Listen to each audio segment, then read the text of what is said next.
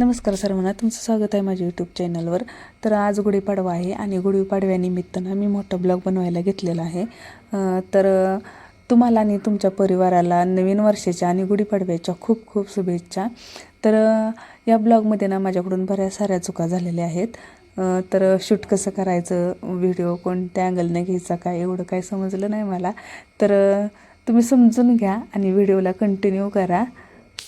आणि मी आंघोळ करून वगैरे तयार झाली आणि आंघोळ झाली की पहिली कॉफी लागतेच. मग कॉफी घेतली आणि स्वयंपाकाची तयारीला लागले. तर डाळ आधीकरच साफ करून ठेवली होती. तर डाळ आणि भाताचा कुकर लावून घेतला. आता व्हिडिओ बनवायचा म्हणून जरा मी लवकरच उठले होते, कारण अंदाज नाही ना की किती टाईम लागेल काय. त्याच्यामुळं पहिल्यांदाच व्हिडिओ बनवते म्हणून म्हटलं चला लवकरच उठून ना जरा आपण कामाला लागूया. तर इथं आव्हांनाही जायची ना घाई होती, तर त्यांच्यासाठी ना रवा बनवायला घेतला मी. तर ना मी माझ्या परीनं जेवढा होईल ना तेवढा गॅस वाचवायचा प्रयत्न करते.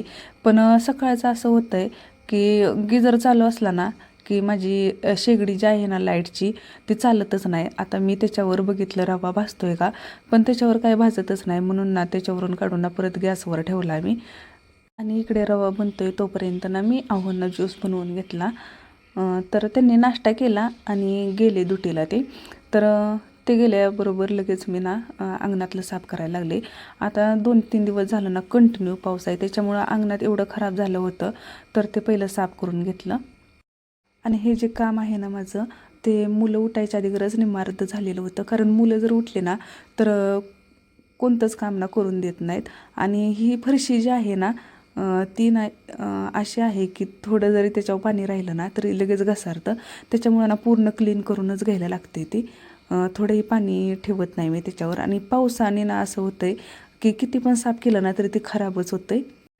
आणि ना हे बाहेरचं काम होतोपर्यंत ना भात आणि डाळ ही शिजलेली चांगलं. तर बघू शकता डाळ पण चांगली शिजली इथं. आणि माझा लसूण संपला होता, तर गार्डनमध्ये जाऊन ना मी लसूण घेऊन आली. तर बघा हा लसूण किती भारी झाला आहे ना, मोठा झाला आहे. आणि कोथिंबीरही घेऊन आली आणि आमटीच्या तयारीला लागले. तर सगळ्यात आधी ना कांदा भाजून घेतला, लसूण खोबरं. आणि आज ना मला हिरव्या मिरचीची आमटी बनवायची होती, म्हणून मसाल्यात ना हिरवी मिरची टाकून घेतली आणि आमटी टाकली की लगेच देवपूजा करून घेतली. आणि रांगोळी मुलांना तयार करून ना नंतर रांगोळी काढायला घेतली. तर आता मी रांगोळी काढत असताना ही माझी लाडुली ना मध्ये मध्ये करते. आता 1-5 मिनिट काही ना रांगोळी व्यवस्थित ठेवली नसेल, लगेच पुसून टाकली आणि गुढी उभारून घेतली.